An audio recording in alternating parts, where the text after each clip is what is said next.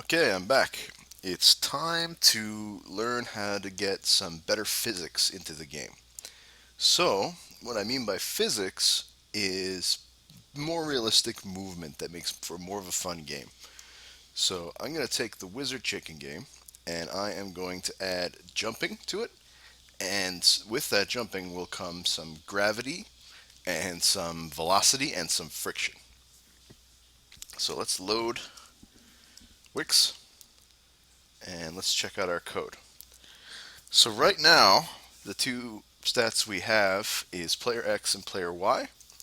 We need to have player AX, we'll set that to 0, and player AY. And what the A is for is acceleration, and acceleration left and right for X, and acceleration up and down for Y. And we should indent these two because they're inside a function.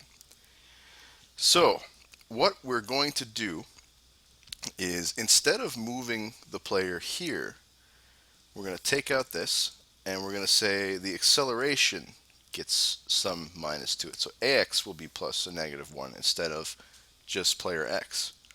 So let's make it a very small value. So we move slowly at first, not too fast because it'll add up. Let's go zero point 0.1. And I'll change this one to AX as well. And it'll be zero point 0.1. So now, if I want to basically what I want to do is I want to say player X equals or plus equals whatever the player AX is. So he'll always move by how much acceleration we add. So let's see what this is like when we run it now that we've made those changes. So if I tap once, he starts to slide, and if I hold it, he gets faster and faster. So now I can turn him around slowly. Basically, he's become slippery. But the thing is, he doesn't ever come to a stop. If I let go of the controls, he keeps sliding around like he's on ice. So let's make it so there's some friction on the ground. Let's call this game friction. And let's make it so it equals, let's say 0.05. So that's half of the speed he can move is the friction. So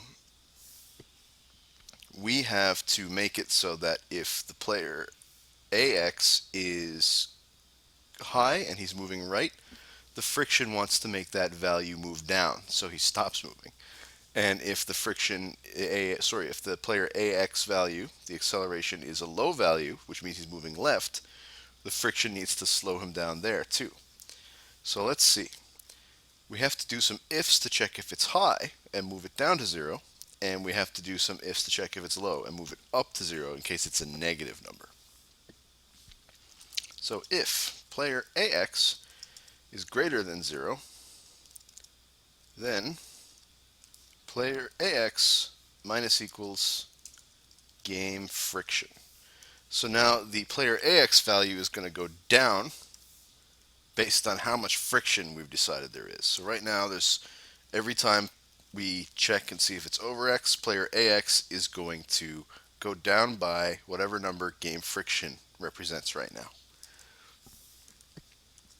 If player AX is less than 0, then it needs to go up by game friction. So player AX plus equals game friction. So let's see what it's like now. There we go. He runs a little bit. And if you think about games you've played like Mega Man or Mario, this is what it's like. Mario has got a lot of this slipperiness. Mega Man's just got a little bit of the slipperiness. We have to decide how our game should feel. So this guy he accelerates too slowly, he doesn't move very fast, and he slows down too fast too. So how about we make it so up here, this is where we decide what happens when we press our button. So we got a negative acceleration, we press left, and a positive acceleration, we press right. Let's make it so we get more value out of those, so he goes further quicker. So I put it up to 0.5 instead of 0.1. Oh, now it's too fast. Let's try something like 0.3.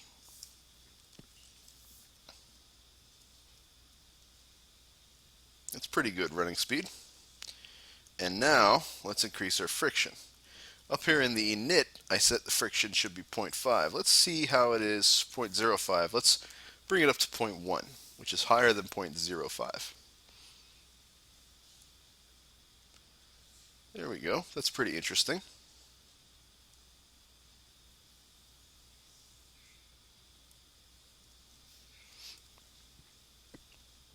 Now let's add that jump feature I was talking about. So, let's see. Button 0 is left, button 1 is right, button 2 is up, button 3 is down. That leaves button 4 as a good jump button, which is the X or O button on Pico 8, which is represented on the keyboard by Z or X.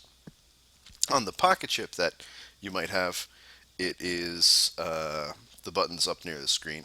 I forget which ones, but we're going to say 4.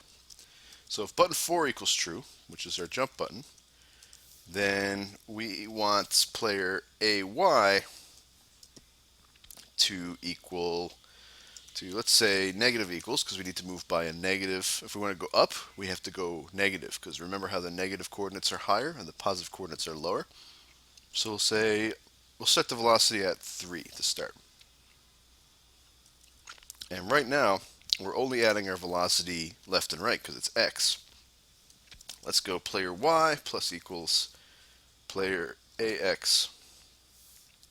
So player y will have the player ay added to it. So that's the player regular position y. We'll have the player acceleration y added to it. So let's see what happens when we press our jump button. Ah!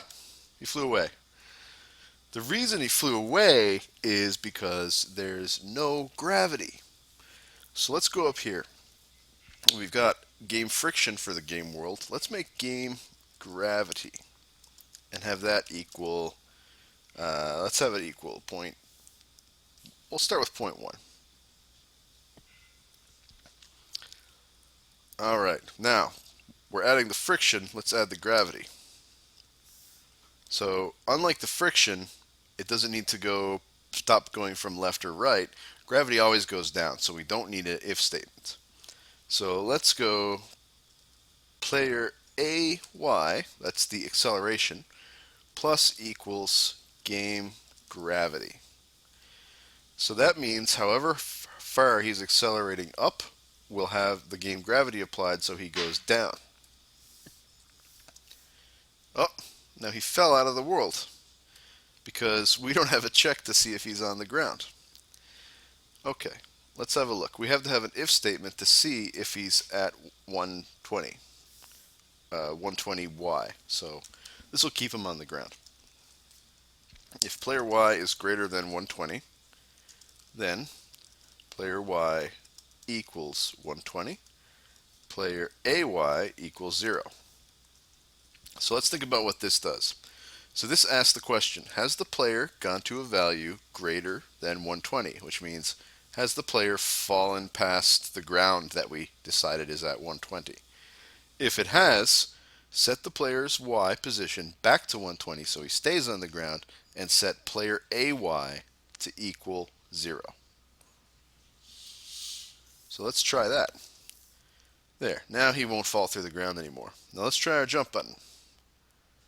Oh, too much jump power, I think. Let's see if he ever comes back down. Oh, there he is. Not bad. But the jump is too strong. So let's go back to where the jump button gets pressed. We're adding -3 to his acceleration. If we add less to his acceleration, the jump won't be as intense. So I set it from 3 to 1. Let's try it now. There you go. He's got a little jump. Now, one of the problems we've got is that we can hold the button and he flies away. So one thing we can try is button P. Now, button P is a good temporary solution, but the problem is it'll always be a frame later. So now that we've got button P, and we can still jump in midair too. So that's the problem with that. But we've got to set up a lot of other things before we can fix that. Let's change this to 1.5 to make it a bit stronger. And we'll leave it at that for now. And when we come back, we'll figure out how to get better organized. But that's how you add physics.